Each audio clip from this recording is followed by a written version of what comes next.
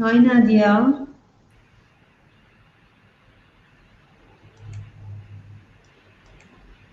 Can you hear me? Yes, I can. Do you hear me well? Yes.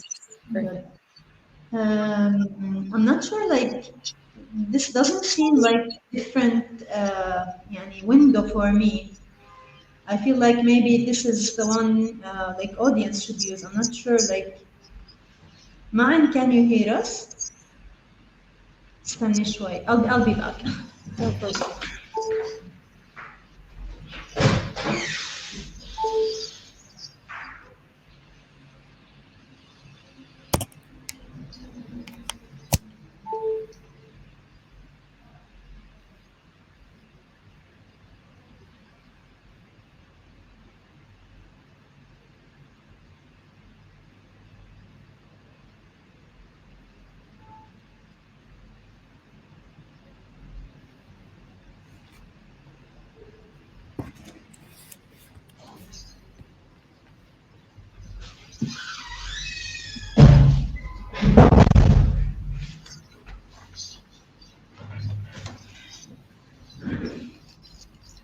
Yeah, we're all set. You're good?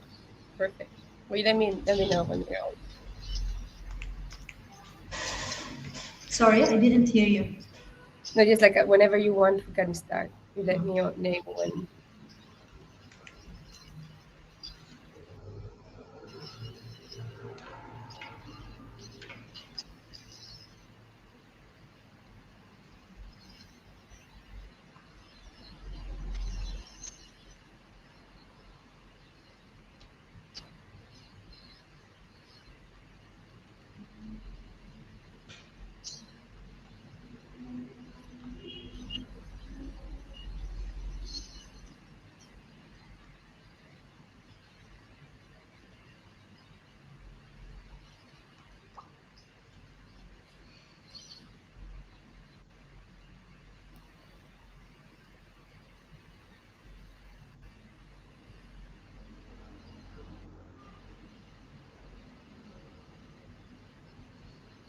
By the way, will you introduce me or do you want to introduce my role?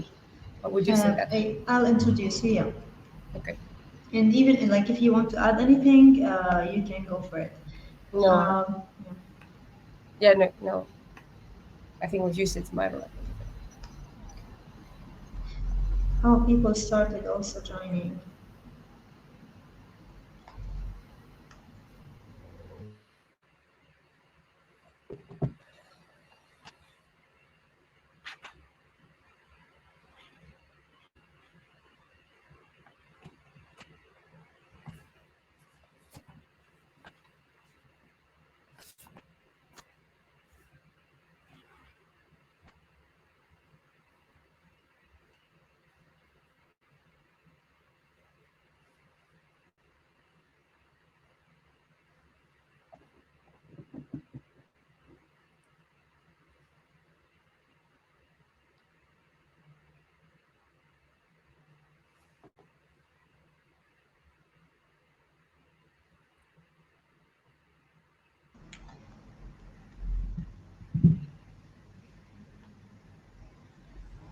Good afternoon, everyone.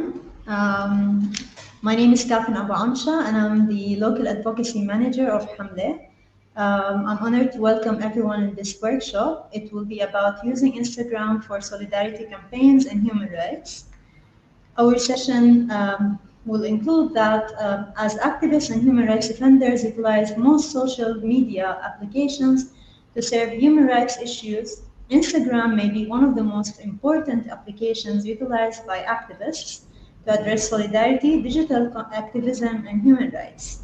In our workshop, we will find out the tactics that activists can use on the application to make their campaigns more widespread and more effective. And for this, we would welcome our speaker in this workshop, Ms. Nadia Diab Kaisers, who is the head of Instagram's public policy in the Middle East and North Africa region. In her role, Nadia engages with experts, civil society, young people, and policy stakeholders to ensure that Instagram features and solutions are relevant to the communities using the platform in the MENA region. Prior to working in the tech sector, Nadi worked in Brussels at the Council of the European Union in the Maghreb and Mashriq desk, and later at the European Parliament, where she focused on international relationships with the MENA region countries. Nadia was born in Madrid to a Syrian father and a Spanish mother, and she is currently based in the United Arab Emirates. Welcome, Nadia, and welcome everyone joining us today in this workshop. Thank you, Catherine. Thank you very much for having me, and thank you very much for the audience for taking the time to participate in this conversation. Thank you. So after discussing some of the questions we have for Nadia today, we have a section to your right hand, everyone attending today. It's called the Q&A. Of course, you can write your questions there. So once we cover our questions that Nadia will tell us about, we will definitely get engaged with the questions that you have for Nadia. And also, as originally this session will be in English, it will also include Arabic translation that is sent to you on the chat, also to your right hand on the screen. So Nadia, we know that most of our audience use Instagram for activism. It would be interesting to hear from you on what recommendations or tips you can share to maximize their reach and when they use Instagram for campaigns and for their human rights work. Thank you very much for the question, Catherine. So as you know, and I think all of our audience know, social media has tremendous power to engage people on conversations around politics and social justice and human rights.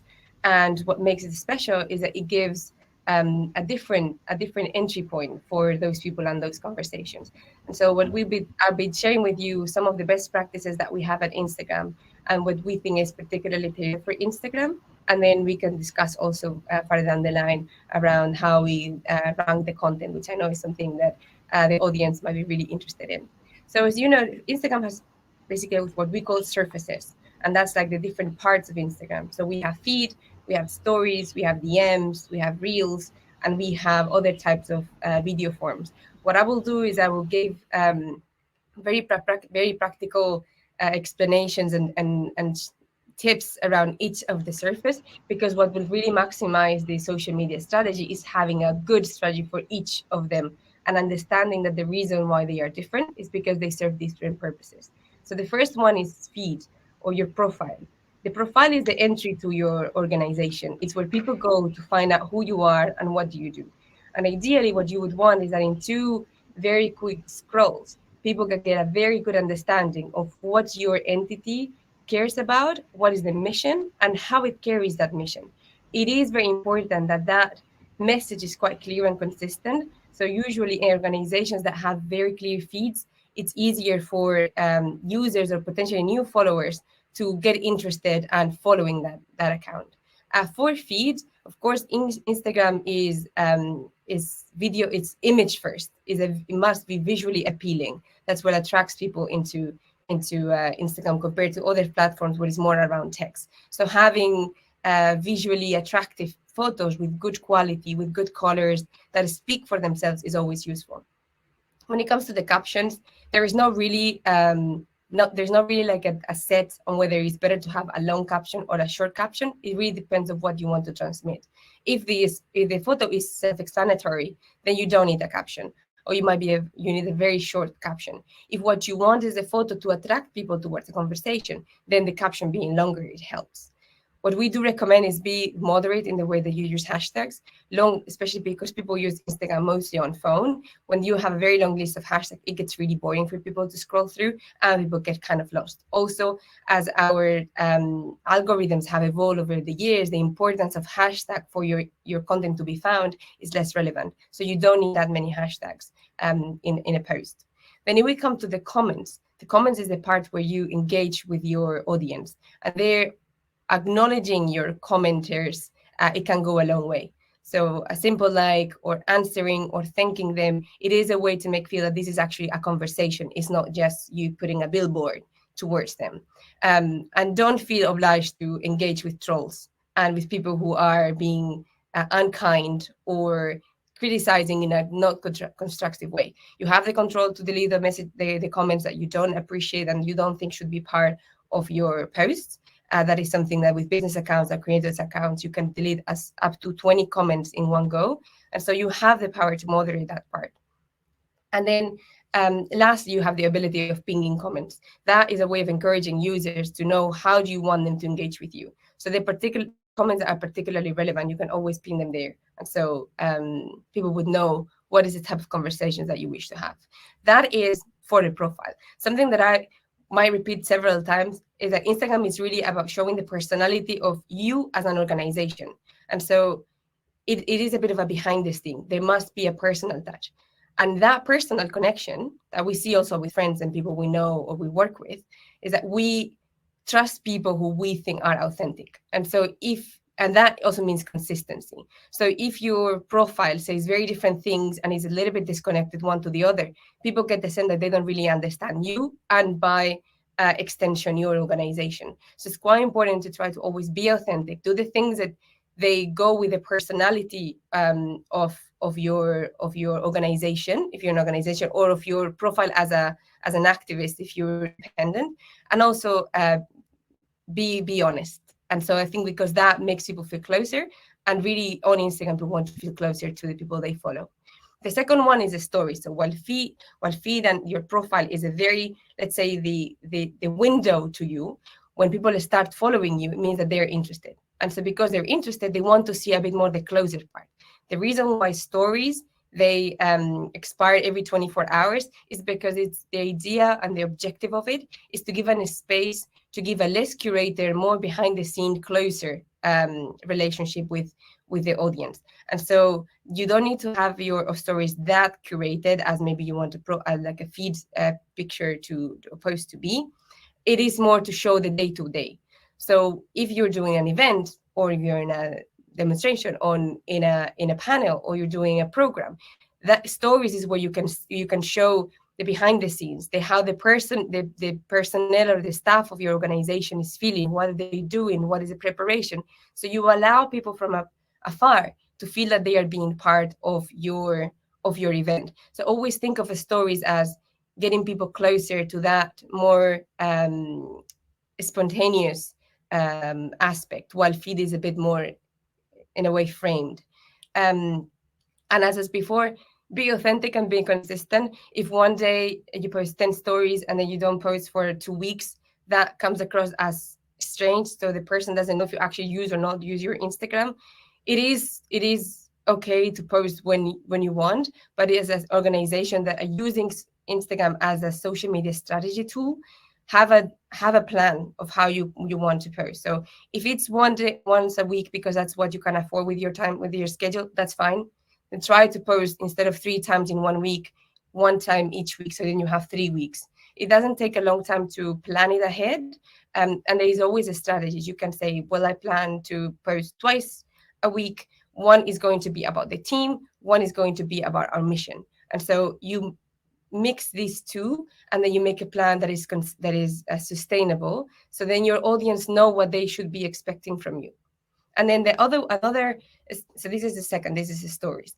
Highlights, it's really like a compilation of the stories that they are so good and they are so expressive of what you as an organization aim to achieve or want to highlight, that you can pin them so they don't expire. This is simply, it's quite easy to do highlights. You just have to go to create a new highlight, go to your archive and check your stories. For that, of course, it's important that you have your archive enabled, but it's really a compilation of stories.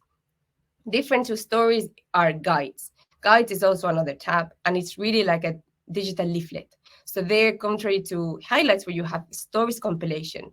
On the guides, you can have like a very short booklet, and you have a post, and then you have a caption. You can write an explanation that you want your audience to read.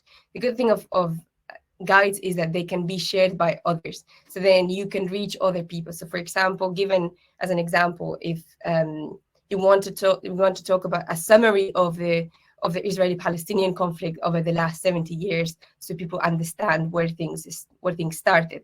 A guide is a good place for it. Or you have a safety guide for activists or people in vulnerable communities. It is a good way to say, like, well, these are the 5 steps that you should remember.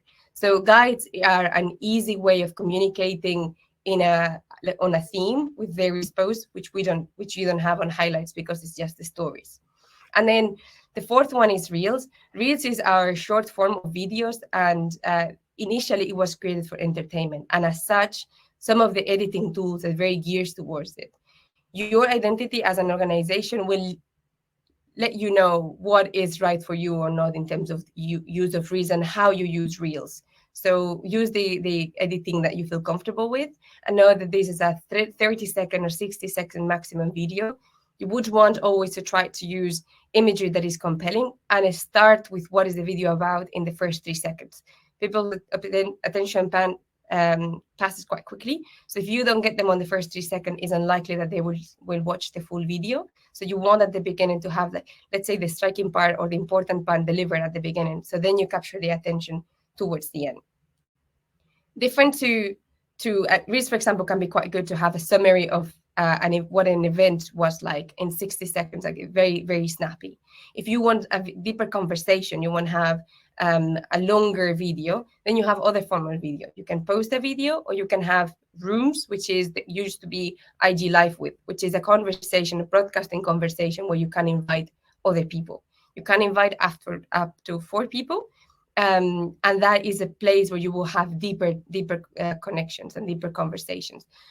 Quickly, what are the do's for rooms? Always think that this is like a podcast, and people will be coming in and out as you speak. So don't feel afraid of repeating every so often, what is this live about? Similar with what we used to hear in the radio before, because you don't know when people are going to tune in. So you want to remind them, what is this conversation about? And remind who are the people who are joining you in the conversation. Also is a great way of getting the other participants following, interested. So also think that it's not only your audience that you're primarily speaking to, so people who follow you, but also people who follow the other people. And so have that in mind to know if you need to give extra context, for example, on what is the topic that you are discussing. And also you can pin a comment. So that's a very good place to also summarize what is this live about and who is participating with you. You can engage with the comments. When you engage with the live comments, people tend to stay longer. And also, if you have 3 people joining, for example, you can either have 2 join at the beginning and then 1 join a little bit later. So instead of having everyone join at the same time, if you make it scaled, then you also encourage people to stay for the continuation of the session. You can record certain parts of the rooms, so then you can post them also as a reel. So then you attract people. For videos, for rooms, it is very important to attract you're following before. So using stories, for example, to capture questions, to make this time countdown, or signposting that you're going to go on live, it's helpful so then people know that they should be on the lookout for the notification saying that you are going live. This is a bit in a nutshell, the different aspects, the different surfaces, and very short, quick and easy tips on what you can do. I think what is important for across them is that the reason why we have so many people on Instagram and then in all the other social media platforms is because it's a space for everyone. And different people would look for different things. And so you should try to identify what is the identity that you want your account to have, and then in a way stick to it. Not try to imitate what others are doing, because that maybe works for their following, but they will not work for yours. So someone, for example, who is a very serious person, if they do something funny, it could come across as not really fitting what people expect, which means something that is rewarded and people like it. But don't feel that you have to imitate what others do, because there is a space for everyone. And when people follow you, it's because they are interested on the angle that you're bringing to the conversation or to the activism that you're doing. Sorry, that was a bit of a long answer, Catherine. Thank you, Nadia. It's been actually really interesting to know. Sorry. It's been really interesting to know the difference between the tools. Of course, I think most of our audience use Instagram, and that's why they're interested in joining this session. However, as you said, different tools have different goals and different ways of use, and understanding what every tool is used for would allow us to be smarter in using them for our campaigns and our digital activism, and how to reach others and get in touch with what other wants from us. So yeah, this is very useful, and we have many questions for you that would actually help us reach out for people. My second question would be that many of our audience today use Instagram as a tool to raise awareness on the Palestinian narrative and our human rights as Palestinians, as well as call for actions on social media as well. Yet often we don't feel that we fully understand how Instagram actually works and how it distributes the content published on the platform. So can you tell us more on how Instagram decides what shows up for us first, or why some of our posts get more views than others? And on what basis does Instagram chooses what to show to us in the explore sections? So please lead us through Instagram with your answers. Of course. And this is something that we've been working on quite heavily, especially over the last, I think, 24 months, because we realized that as the platform gets more complex, people struggle sometimes to understand how it works, and it's very difficult to trust something that you don't really see how it works. So taking a bit of a step back, when Instagram was first launched in 2010, it was just a chronological long list of posts that they would be arranged based on when they were posted. And so that worked in a way that I could see what my friends would be doing from the most recent to the least recent. What happens by 2016 is that we realized that actually people were missing up to 3/4 of the content from their close connections. Why? Because there were so many people using Instagram that then by the time you would get in, maybe you will miss content from one of your closest friends or the organizations that you care the most, because they had posted it in the morning. And so the experience for the user was actually becoming less positive. As a result of this, then we started to using algorithms to make, in a way, informed guesses of what are you most likely to be interesting to watch. And we do this based on the information that we capture from what you have previously liked. So what you've told us. And based on this, there are different algorithms. As I was saying before, different surfaces, they serve different purposes. And so in a way, the algorithms are tweaked to cater for that particular need of that surface, because as we know what people are going for. So I go to stories to see what my closest friends are doing.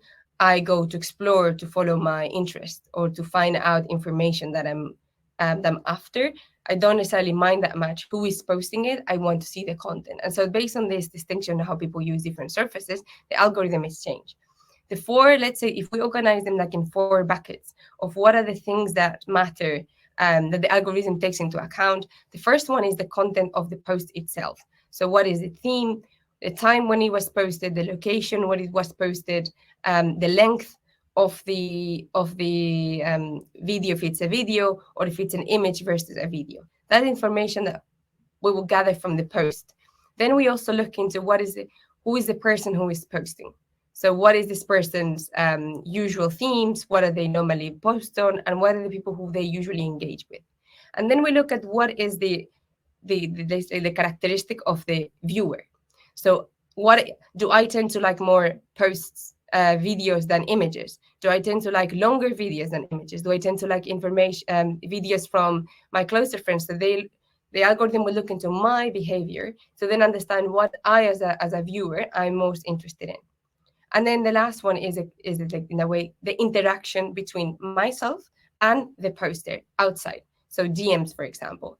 We use all of these to then give the different posts. Imagine that you have all the posts on the stories in line, And depending on these characteristics, each post will be given a ranking. And then you will be seeing from what has the highest ranking to the lowest ranking. So for example, I engage a lot with my closest family. So then my closest family's posts are always on the top. And that's what I see first. There are certain organizations in the region that I follow very closely, and I tend to like their posts or engage or react to the emojis. And so that would, in a way, up-rank the position of that of a post from that entity in my tray. What I'm trying to communicate here is that actually what shows from the order that I see will be different than the one you see, and the one that someone else sees. And so that is where you, as a poster, it is good for you to know what is the type of content that works with your audience, because then you can cater for that more. And that's something that you can see on your insights. Something that was heavily criticized last year is this distinction between reshared content and original content.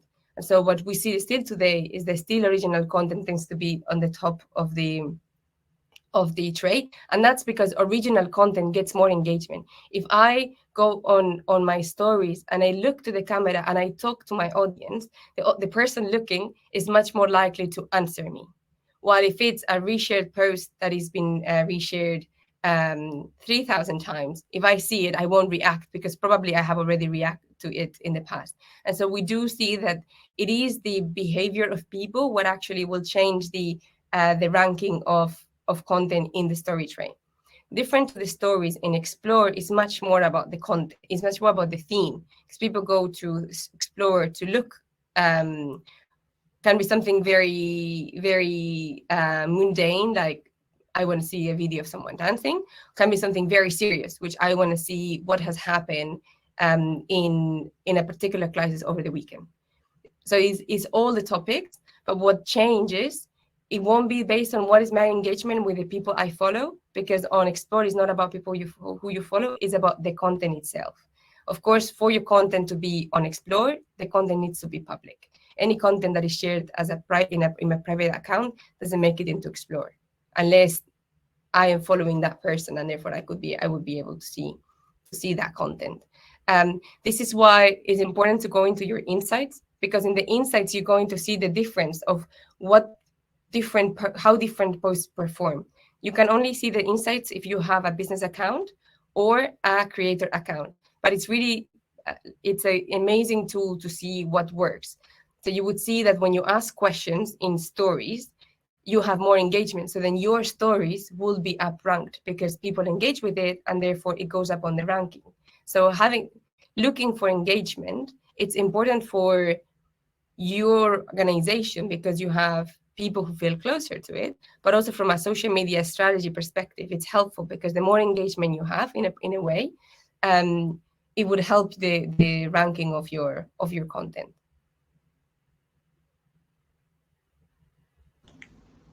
That's good to know, actually.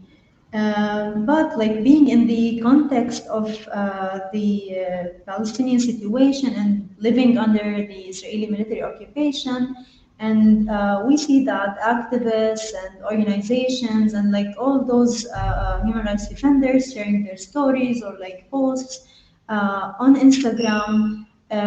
We hear complaints and see complaints, and as with Hamle, we document also complaints about something called shadow banning, which we would like you to explain now. And for this, it's important to know the difference between content ranking and its impact on the perception of this shadow banning.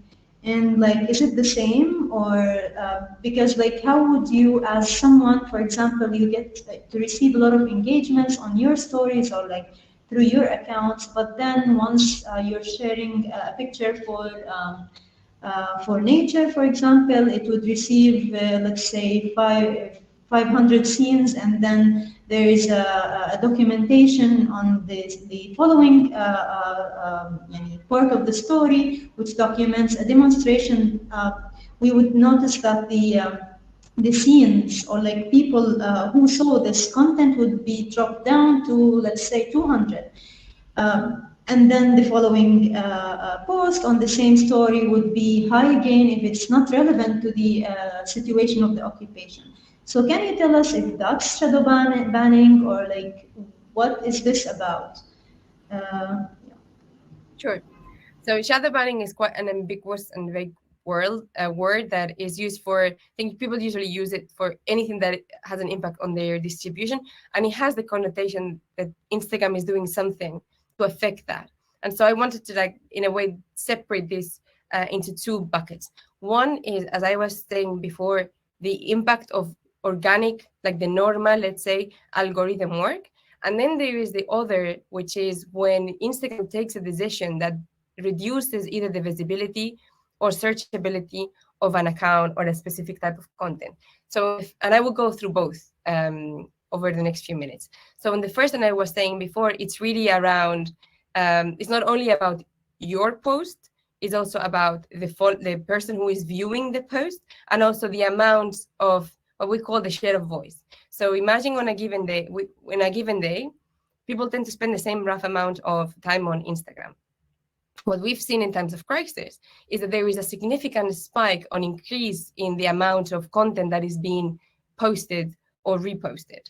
So, for example, over the weekend, during the funeral of journalist Shirin Abu Akleh, we saw that there was, at least my Instagram account, instead of the usual 100 stories, I had 500 stories. So when people spend the same amount of time, they will actually not make it till the end of their stories. So what sometimes happens is that in times of crisis, people see their viewership reducing, and then there's an assumption that is because they're being shadow banned, when actually the reason is that there is much more content to see and the same amount of time to be consumed. And so that creates this sense that distribution, it is just based on viewership and the engagement on the content. So when the content is reshared, usually there is this engagement, so it goes further down on the tray.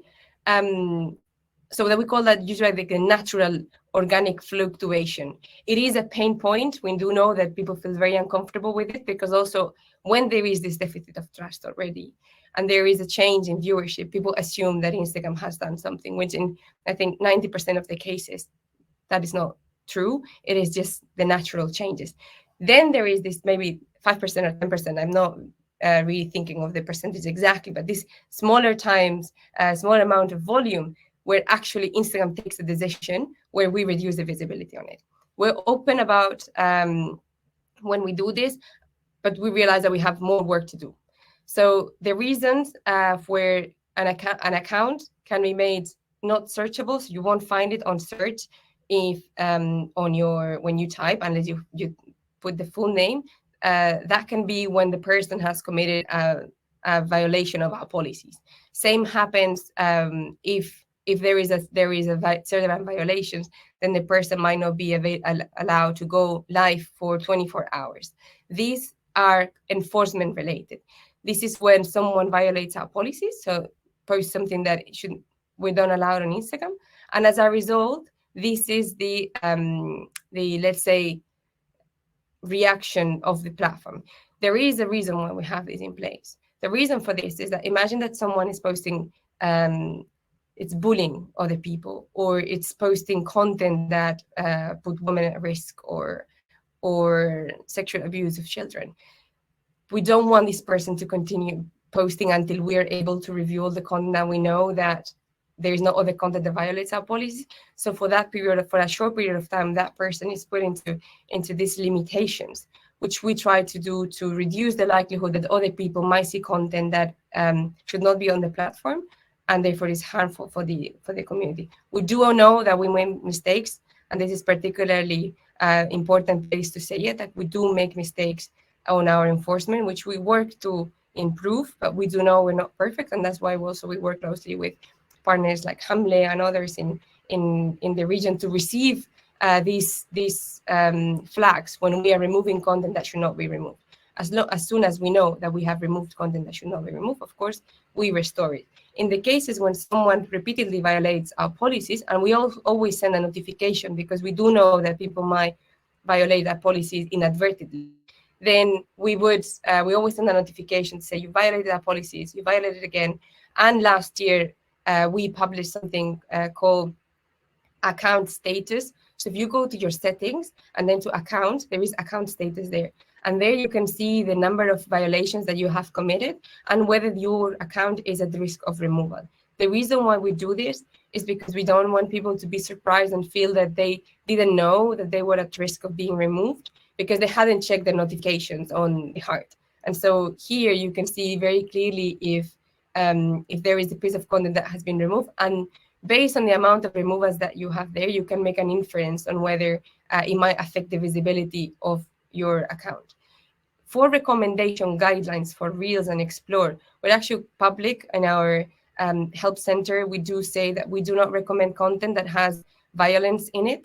The reason for this is that we've spoken with experts, and particular for Instagram, which is a place where we have a lot of young people. We do believe that it's important to be mindful of people's sensitivity and ability to manage or to handle imagery that might be hurtful. So of course the content is searchable, but it will not be at the top of recommendation if it has violence in it. But also, for example, if there is suicidal content that talks about suicide or fraud or spam or low quality. So if the image is not very good, we will not recommend it. Then of course people can continue to scroll and they will see it there, but it will not be at the top. So these are the two separations, these are two distinctions between when content is has less distribution because of natural reasons. What we had often with activists is that we receive complaints that a reshared story had very bad distribution, while a story where they were talking about something completely different had a very good distribution.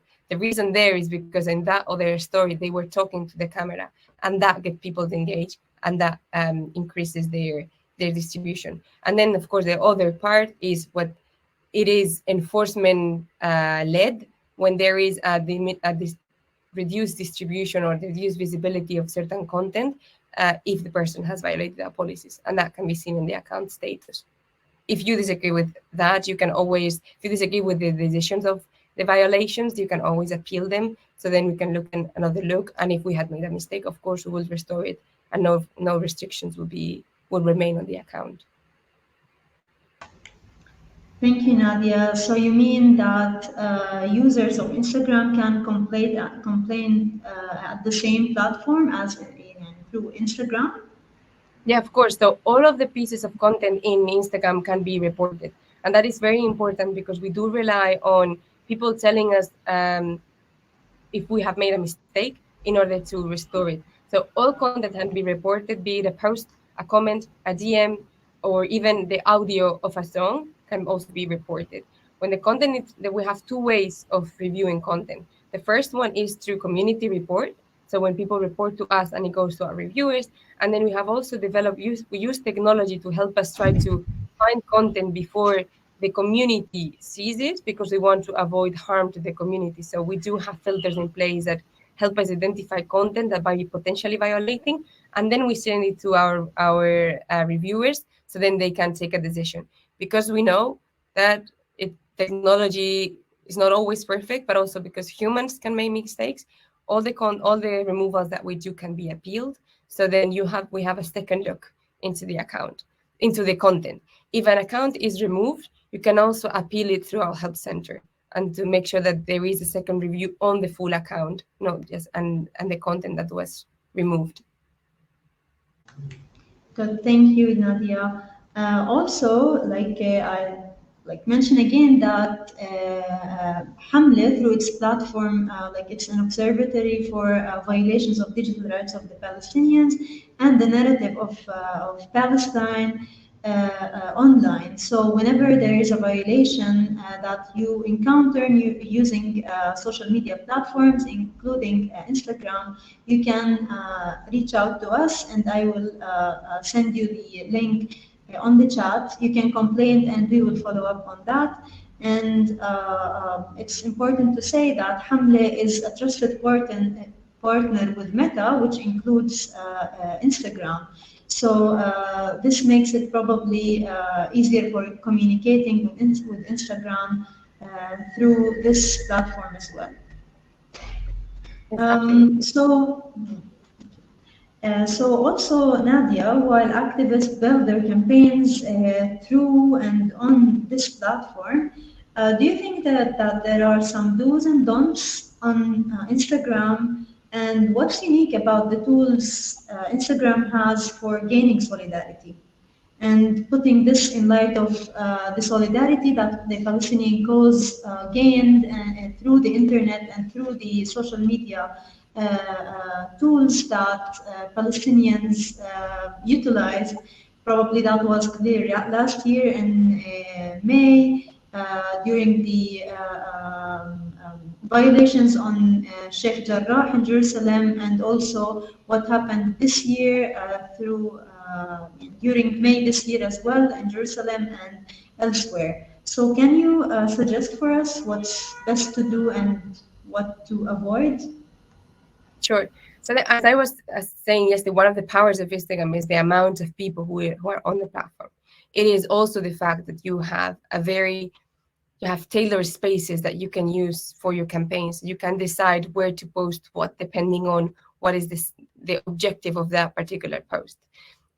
What is also very unique about Instagram is that it gives a personal voice. People go for Instagram for the behind the scenes, for the personal touch, for feeling closer to the person or entity or account that represents either a specific NGO or a community center or a political group. So it gives that personal element. And I think that personal element is something that a very successful campaign will leverage. People feel closer to people. That is a reality. It is easier to connect with a video of a person than a text, for example. Of course, text is also very useful. But the good thing that Instagram has is that it gives you this ability of having a combination between text, posts, and also videos. There is not a particular clear do's because it depends on what is the objective of the campaign. Is it to raise awareness over a period of time? Is it to increase the visibility of your organization ahead of a big event or for an election?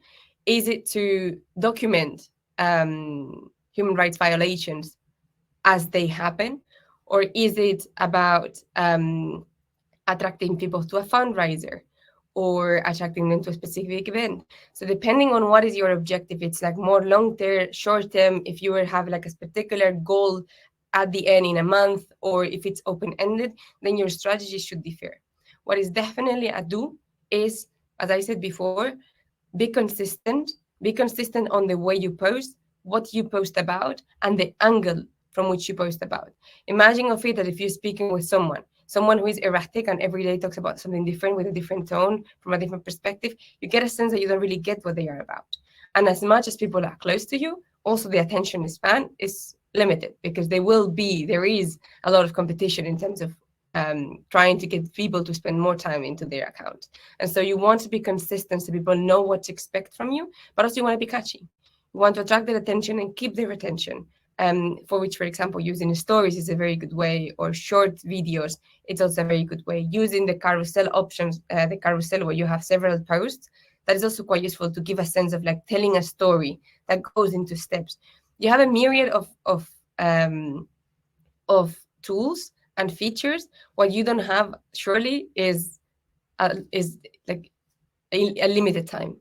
So we do know that people have very limited time where they can spend on Instagram, particularly activists and NGOs. So it's very important that you choose a strategy that is sustainable. Because if you post a lot for like a month and then you disappear, people will think that only your account is not used, but your organization is no longer there.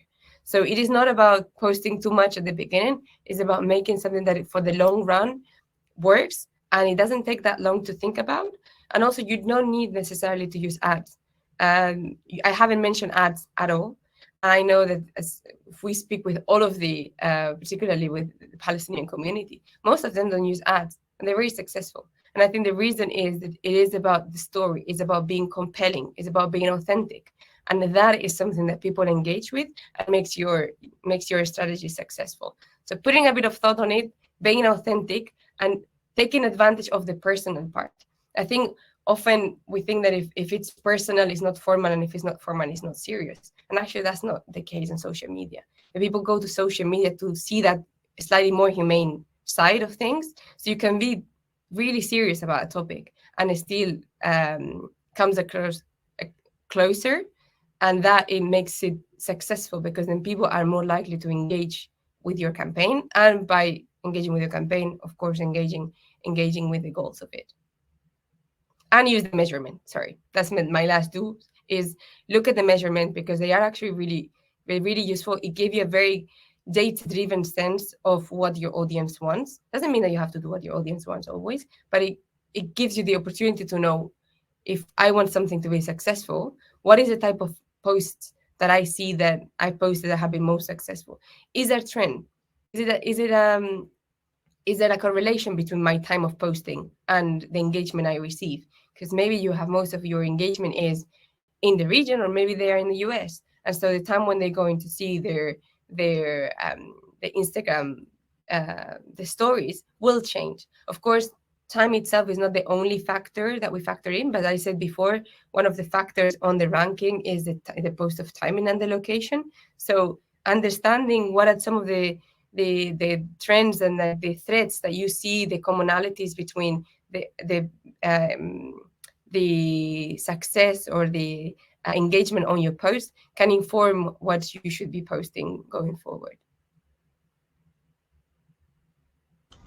This is actually really important, and I hope it's going to be helpful for our audience after this session. We also would like to ask you about security. So during our activism in cyber world, including our use of Instagram, it's important to know how to secure ourselves. So can you help us understand what safety tools Instagram has for us? Of course. The first one, I think the most important one, is the two-factor authentication. Two-factor authentication is the ability to have on top of your email or your phone as the primary access point to your account, is also having a second one. That second one can be the phone or the email, in the cases that you have the email or the phone, but also it can be an OTP, which is, to be honest, the safest one. Having like one of these there are Duo Mobile, there are several on Google also have these creators of passwords.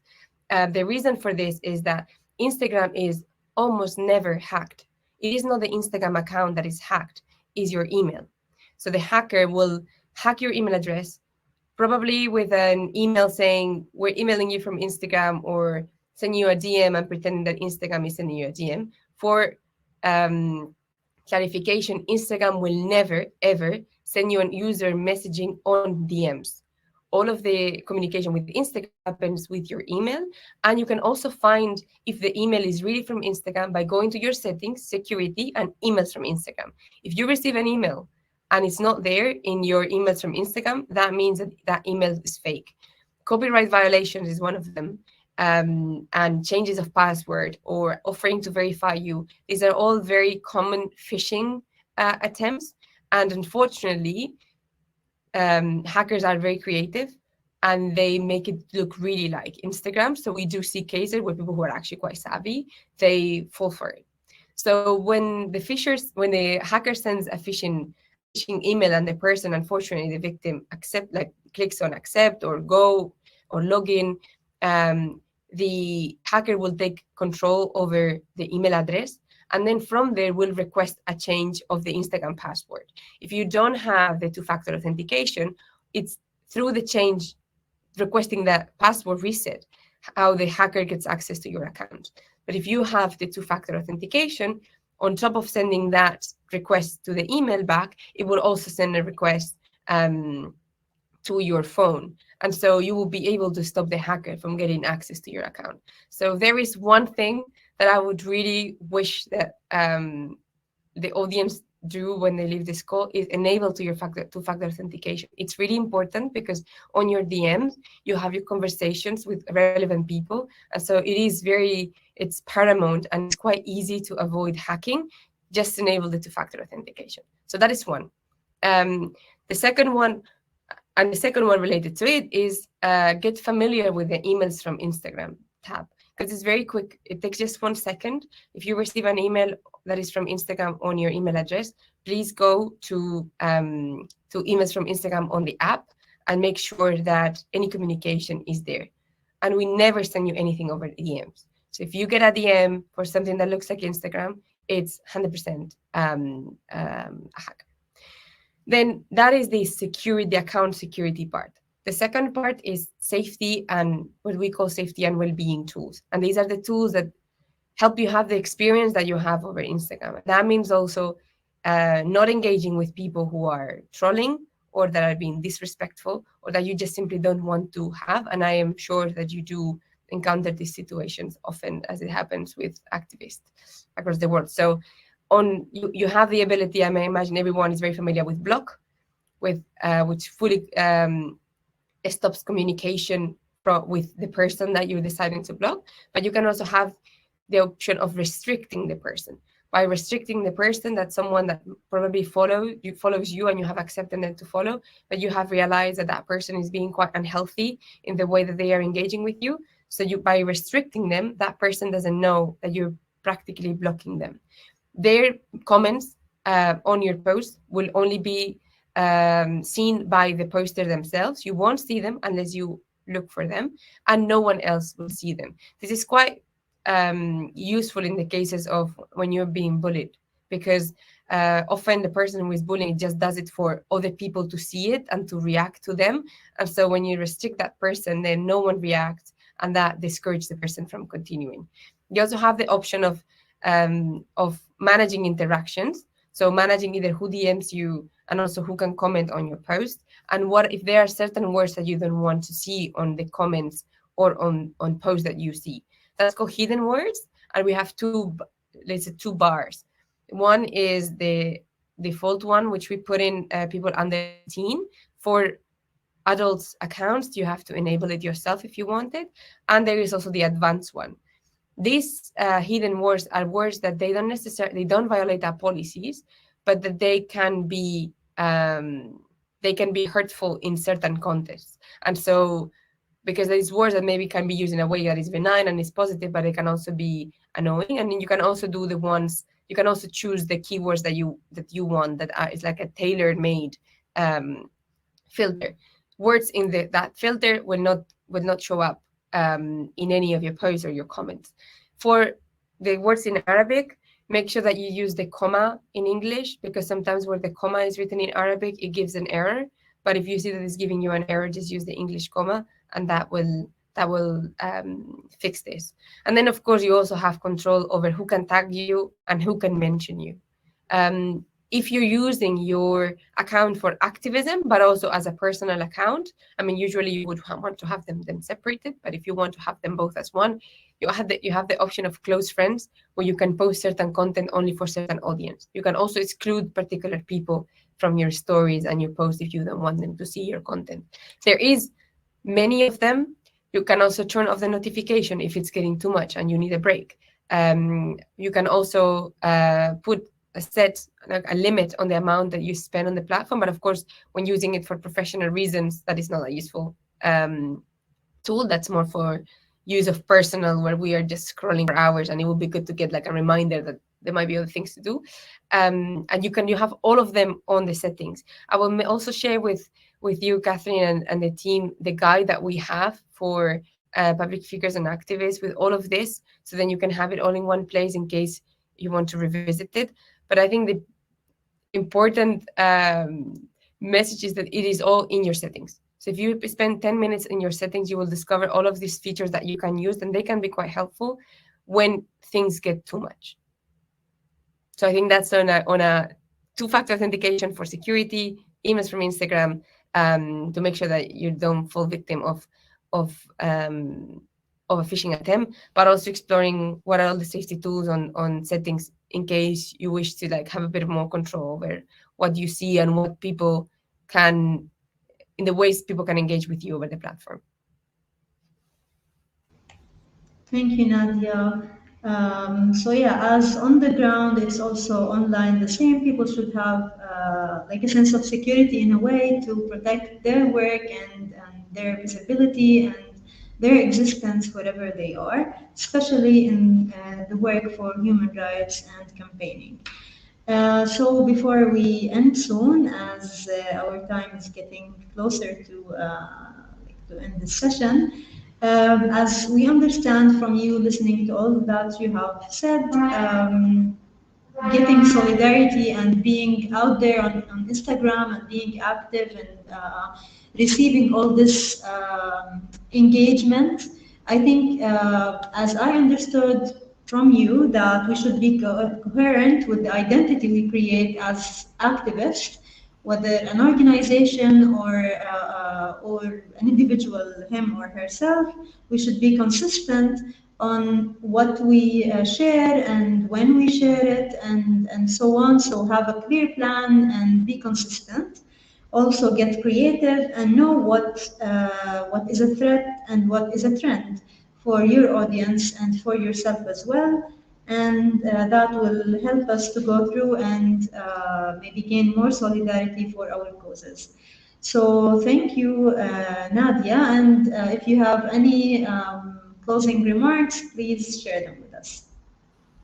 Thank you very much, Catherine. I just want to thank you for giving us the opportunity to be with you, and to thank also Hamle for the partnership that they have with Meta and our team. It is very important also that you report and appeal content removals that you disagree with, or where you see content that it might be harmful for the community. This is something that we always encourage everyone to do, because it's the fastest way to make sure that the platform is a safe place where content that is there should be there and give space for voices carrying a message that should be on the platform. So just wanted to thank you for your time, and also if there is any question that we haven't got to, please, I'm always available to have any follow-up conversation as needed. Thank you, Nadia. And on behalf of Hamle, currently we don't have questions on the Q&A, so I think we're going to close.